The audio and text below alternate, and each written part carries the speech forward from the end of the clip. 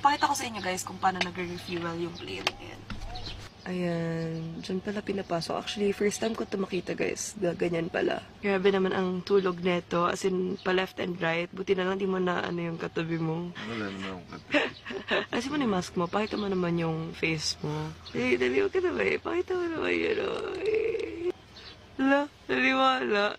Joke lang. Grabe, mura-mura ka pa. This is our current situation.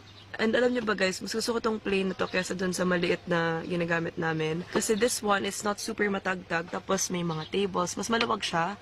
This one is a 6 to 7 seater plane. And mayroon pang seats sa likod. Tapos hindi siya maalog. Tapos may ganito pa. Maganda dito, dala tayo ng wine, hamon. Sana dinala ko yung hamon Iberico na nasa ref sa Manila. Ayan, may table din here. Tapos doon yung captain and mekaniko. So, andito na aking family. Say hi. Eh, wala si Beach.